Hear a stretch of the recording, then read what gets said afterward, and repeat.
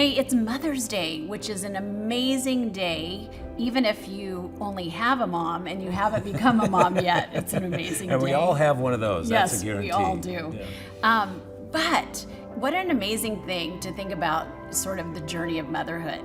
And there's a verse in Psalm 5, that if I were going to choose a verse to be my absolute life verse, this would be it, because it is sort of bedrock for me as a mom. And let me tell you, this verse is about prayer, and it's King David, and it's a daily morning prayer. And let me just read a bit of it. David says in Psalm 5, "Listen, God, please pay attention. Can you make sense of these ramblings, my groans and my cries? King God, I need your help. Every morning," you'll hear me at it again, "every morning I lay out the pieces of my life on your altar and watch for fire to descend." Isn't that amazing? I love that image, because nothing drives you to your knees faster than the journey of motherhood. If you weren't a prayer before you become a mama, you are later, because you spread out the pieces of your life on that altar, and they are your children. And nothing inspires a son or daughter more than to know they have a praying mom. That's right. I hope you have that gift. My mom, who's 83, has saturated my life with prayer. There's no doubt about that one. Yep. Yeah. And it's the best gift ever.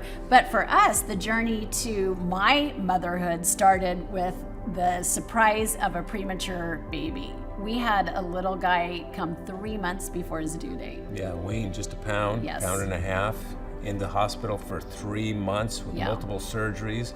That was an experience. It was a crisis, and we prayed our way through it. And of course, God was so faithful. You don't know how things will turn out, but you know God is showing up with that movement, that sacred movement. You're spreading out the pieces of your life as a mom on the altar and waiting for that fire to descend in a sacred way.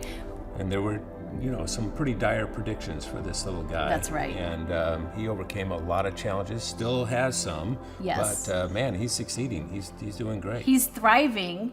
But let me just say, one of the things that captured me about praying as a mom, I have this favorite Welsh poet, George Herbert. He lived in the 1600s. And in his poem about prayer, he talks about a concept called reversed thunder. Reversed thunder. What he's talking about is that when we whisper our quiet prayers before God, spread them out on that altar, they rise to heaven, and by the time they get there, he is so attentive to our prayers, he hears them like a crack of thunder in heaven. Wow. So my message to everyone on Mother's Day is thank your moms who have raised that thunderous storm for you in heaven, and lean in to God's provision and grace, that movement, that sacred movement as you spread out your children on your prayer altar.